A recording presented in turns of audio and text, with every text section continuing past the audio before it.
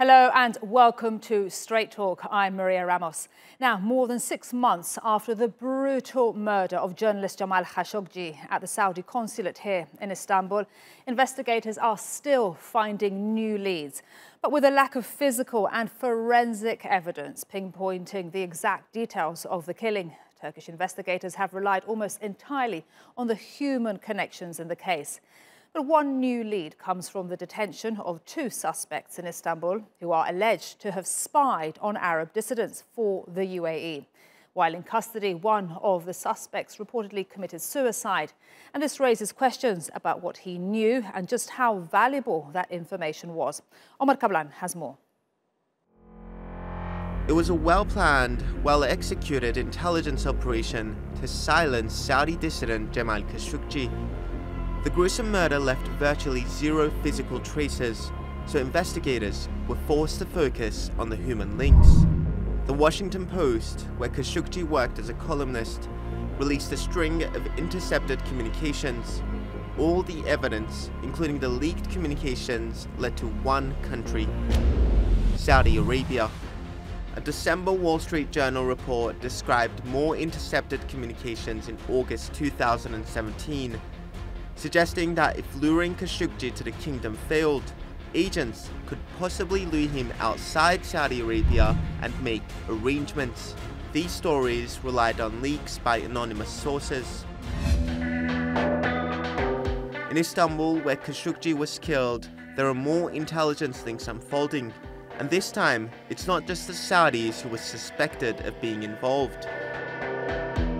Even after several months since the gruesome murder of Jamal Khashoggi, new details continue to emerge. One lead Turkish investigators are probing is the possible link between the 2 UAE intelligence operatives that were recently detained in Turkey and the Saudi hit team that carried out the attack on October 2nd. In April, 2 men were arrested by Turkey on suspicion of spying for the United Arab Emirates. Identified as being of Palestinian descent, authorities say they confessed to have spied on Arab dissidents in Turkey. Turkish officials said one of the 2 men had arrived in Turkey in October 2018, just days after Khashoggi was murdered. The other suspect came a few days later to allegedly help with espionage activity. Iman Khalid, a political analyst and former journalist who worked for the Saudi-funded Al Majid TV station for 13 years, says that the Turkish prosecutors have good reasons to be suspicious. The UAE was a suspect in aiding the killing of Khashoggi since the beginning. The UAE consulate and the Consular General's house had been monitored before. The UAE and Saudis have a common goal, and that is to hurt Turkey economically and politically. In recent years, Istanbul has become a major hub for Arab dissidents from across the Middle East, offering safe haven to groups like the Muslim Brotherhood. From Libya to Syria, Turkey and the UAE have been on opposing sides in the region's most volatile disputes. None was more out in the open than the Saudi-led blockade of Qatar back in 2017. Turkey sent troops and food shipments to the country in a show of support. Turkey has received limited cooperation from Saudi Arabia on clearing up the Khashoggi case. And now, if a UAE link is also found to his death, the already troubled relations between Turkey and the Gulf may become even more strained. Omar Kablan, Straight Talk. Now, to get a better understanding of these potential new developments, joining me in the studio is Murat Yetkin, journalist and author, and also former editor-in-chief at Hurriyet Daily News. And joining me in the studio also is Azam Tamimi, who's the chairman of Al-Hiwar Television and former head of the Institute of Islamic Political Thought, a think tank based in London. Gentlemen, thanks so much for coming into TRT World and joining us here on Straight Talk. Now, I want to start with you, Murat. You recently wrote a book with a very interesting name, The Book of Spies for the Curious. That's right. Tell us, what are these agents, intelligence agents, looking for exactly, and how do they operate? In general, or are we talking about the recent? Recently, let's say. Yes.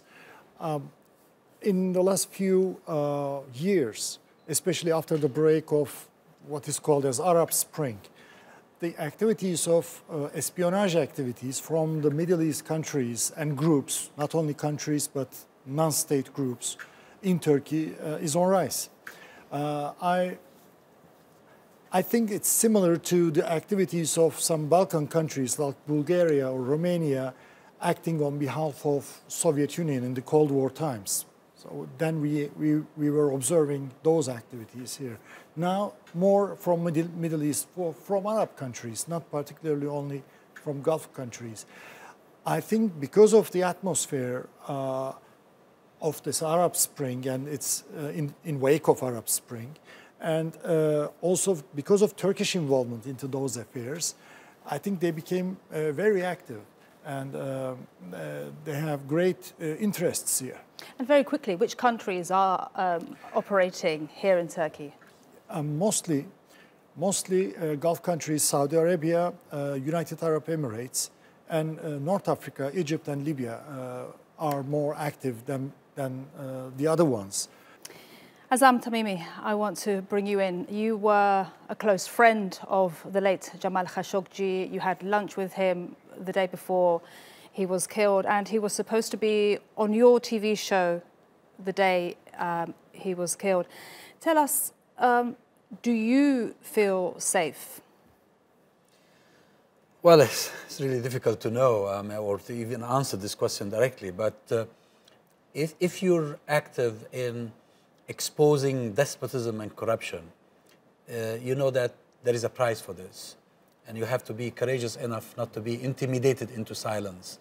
Because if we are intimidated into silence, that's the end of us, and that's victory for the tyrants. Generally, London is a safe place, and that's why many dissidents live in London. And in Jamal's case, I think the Saudis targeted him here in Turkey because they thought Turkey was a soft spot and they could get away with it. Very quickly, Murat, Turkey was a soft spot?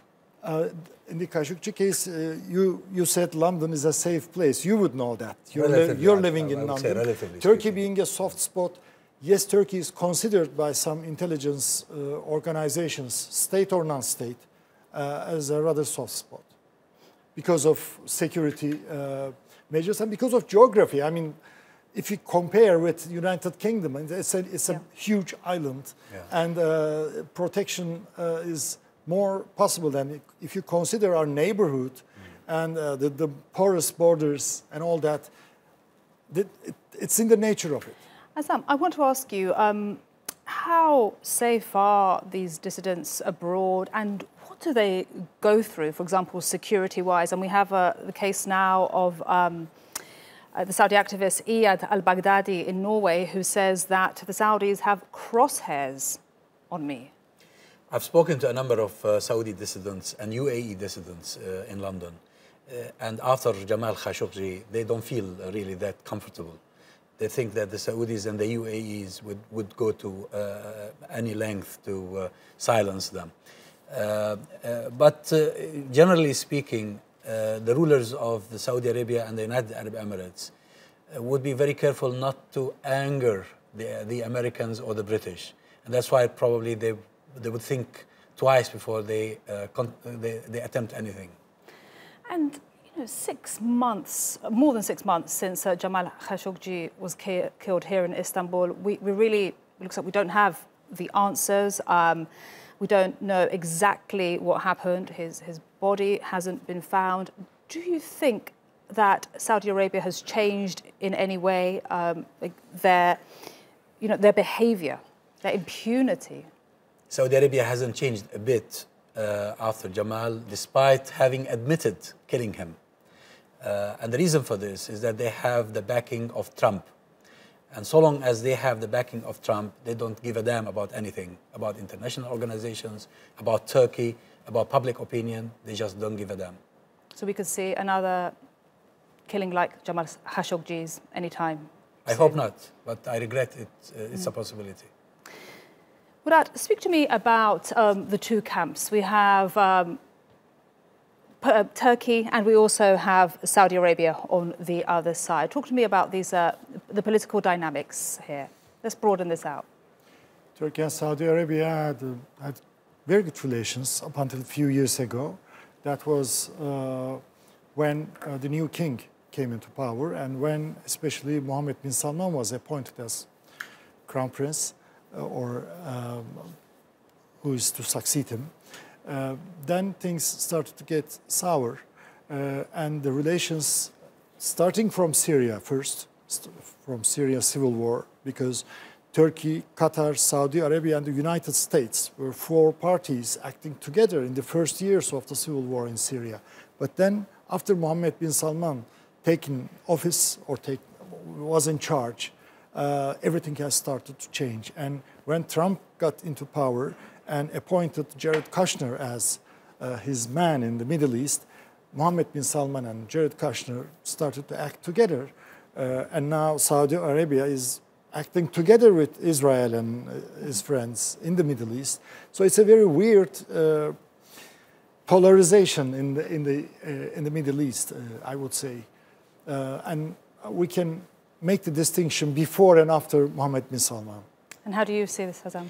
Well, I think the coming of King Salman to power could have launched a new era in Turkish-Saudi relations to the best. But the constant here is Mohammed bin Zayed of Abu Dhabi. It was Mohammed bin Zayed of Abu Dhabi who always hated the Turks and hated their role in the Middle East, who had enormous impact on Mohammed bin Salman and actually refashioned him and convinced him that if he wanted to be king in Saudi Arabia, he needed to do the following. So I think the mastermind behind all of this is Mohammed bin Zayed in Abu Dhabi and not Mohammed bin Salman. Very interesting, because that name is really raised. Interesting. Now, just back to the US role. If they continue to shield Saudi Arabia in this way, well, let me phrase it a different way. Is it human business above human rights going forward? I put this to you, Hazam. Well, in politics, it's always interests and business rather than human rights. Look at Western democracies. They only pay lip service to really human rights and democracy, only if it suits them. Why did they support the coup in Egypt? Why are they on excellent terms with the despots who crushed the Arab Spring? It's interests. It's arms manufacturers who need to continue to sell arms to these countries. Gentlemen, it's been great to have you on Straight Talk. Thank you very much indeed. Azam Tamimi and Murat Yetkin, thank you for your thoughts. The oil-rich nation of Libya is on a knife's edge as warring groups vie for control of the capital. A months-long offensive led by strongman and commander of the Libyan National Army, Khalifa Haftar, has made its way to the southern doorstep of Tripoli. The city is home to the internationally recognized government. Haftar's offensive, launched in early April, has, by the latest count, left hundreds dead and thousands wounded. The violence is just the latest chapter for a country that has not had a functioning government since an international coalition ousted the longtime leader Muammar Gaddafi back in 2011. And since then, armed groups have been trying to overthrow the UN-backed transitional government and its parliament. Hailing from his eastern stronghold of Benghazi, Haftar and his LNA forces, which have been backed by Egypt and the UAE, recently rejected a UN plea for a ceasefire during the Muslim holy month of Ramadan. And it's Libya's 6 million plus people who are stuck there in the middle, with estimates putting the number of displaced at over 50,000. Joining me now in the studio is Ashur Shamis, who's the editor-in-chief of the London-based Libya Tribune, and also Muzaffer Erjan Yilmaz, who is the Vice Dean at Uludağ University and a Professor of Conflict Resolution and International Relations. Gentlemen, thanks so much for coming in. Now, I want to start by speaking about the humanitarian situation in Libya, because I feel it really isn't touched upon enough. And it looks like it is two-pronged. You've got the civilians who are caught up in the recent conflict, and also then, in Tripoli, those detention camps full of migrants and refugees. Tell us what's happening. Inevitably, a situation like this comes up with casualties of all types, and especially with indiscriminate bombing and aircraft bombing and so on. So there are, the estimates are very rough, between 30,000 and 60,000 affected by this, you know. The dead people are much less, but the injured people are. So most of these people have, in fact, been displaced. They had to leave their own homes, go and stay with families elsewhere, or stay in camps, displacement camps for the Libyans who are affected. So you have these people, and then you have the illegal immigrants coming from Africa and so on. So these people stay in large camps in Tripoli, mainly on the outskirts of Tripoli. They are organized by Libyans, by the government and so on, until they find somewhere to go to Europe or to travel to Europe. And some of the testimonies I've heard, what I've read is absolutely, you know, I really can't repeat on television just how bad, how dire the situation is in these camps. Why is it so bad? And I know it's partly due to the EU policy right now on migration, which is a subject for another debate. But why is it so bad? It's been there, of course, for many, many years, this problem, even during Gaddafi time. It's because nobody wants these people there. They are coming without being invited, without having any facilities for them, and therefore they have to go. Nobody knows when they will be going to Europe. Europe doesn't want them, or does want some, but doesn't want others, and so on. So they are really caught between the Libyans feel, you know, feel embarrassed or weak, not able to do something for these people, because they don't think really it's their responsibilities to look after them. So whose responsibility is it, Muzaffar, with this humanitarian situation?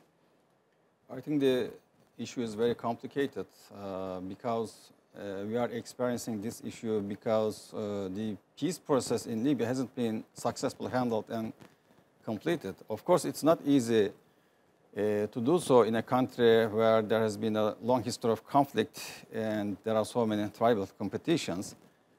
But there are certainly some missed opportunities. For example, after Gaddafi, a good constitution could have been designed so that these people do not have to, you know, leave their homes. By that I mean designing a good competition involves at least two dimensions, and one is designing a good power sharing, and the other is designing a fair election system. Both are critical for political stability, and when we look at the Libyan case, both failed. In talking about the election side, there was an election actually back in 2014, if I remember correctly, but there were lots of legitimacy problems, and the National Salvation Government didn't accept the result because of those problems.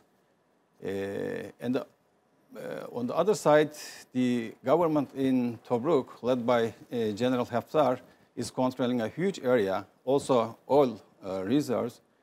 And he has the navy, he has some army, and he was a very close friend of, you know, Gaddafi back in 1980s. So the problem is, because he's getting more and more powerful, Libyan people might be fearful of being another Gaddafi, and it's understandable. So the humanitarian issue is a huge issue, and I think there is no easy solution to that problem. But maybe it is important to encourage the participation of NGOs because they can channel, you know, humanitarian aids through the National Salvation Government so that they can ease the problem a little bit at least. Ashur, I want to ask you, I have a quote here from one Italian aid worker who said, working in these camps, and said, Italy won't take Libya's migrants, but it will take its oil. How true is this? Absolutely. This is the truth, you know. The migration problem is very, very minor, both for the Libyans and for the Italians. But it is there. It is there every day. This is why people talk about it a lot. But really, it affects very little the situation in Italy or the situation in Libya. So the Italians and the Libyans would like to talk about other things and other matters, not this particular matter. I mean, today there are more injured and more who are in need of assistance than there are immigrants. You know, the immigrant is not a problem. At least they are sitting there, eating, doing nothing, fair enough.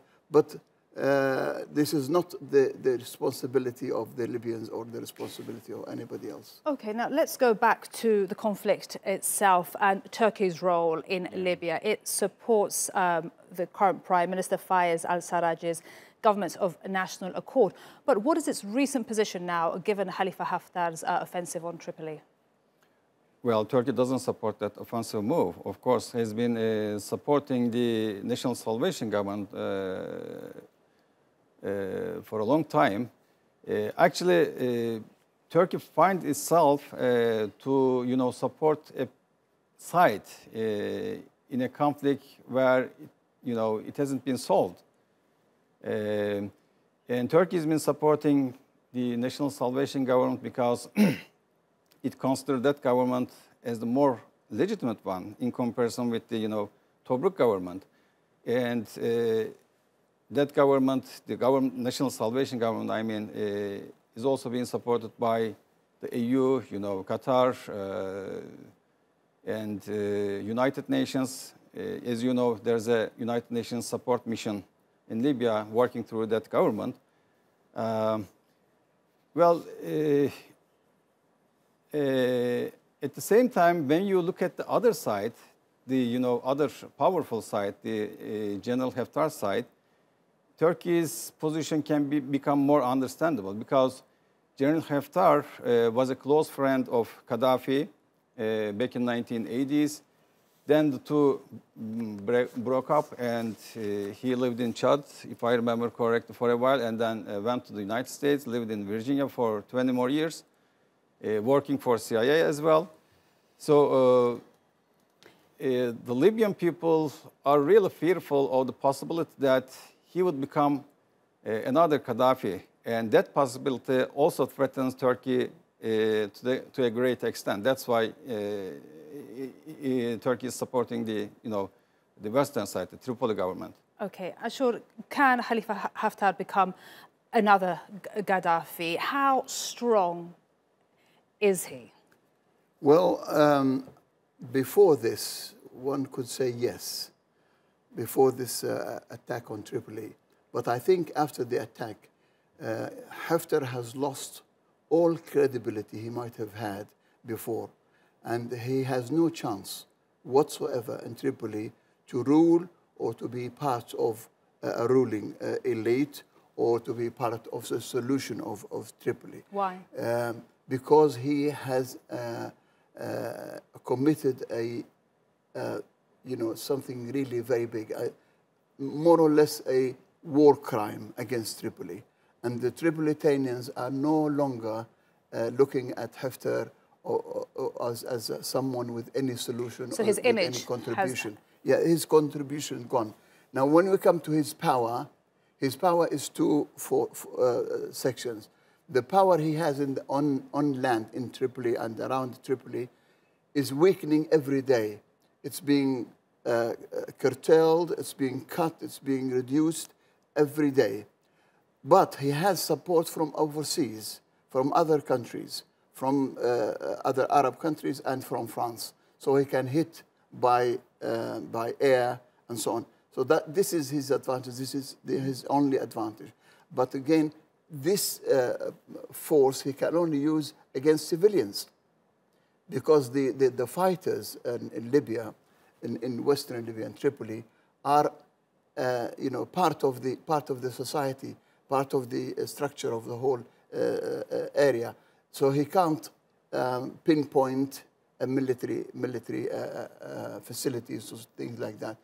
Therefore, he has no way of continuing this for a long, long time. All right, and we'll end on that strong opinion. Thank you very much, gentlemen, for giving us more details about Libya, both the political situation and the humanitarian. Ashur Shamis and Muzaffar Erjan Yilmaz, thank you very much indeed. My pleasure. Thank you. All right, that's it for this edition of Straight Talk with me, Maria Ramos. Now, if you've got any comments, do share them with us on Twitter with #StraightTalk. Also, don't forget to subscribe to our YouTube channel. Until next time, take care and goodbye.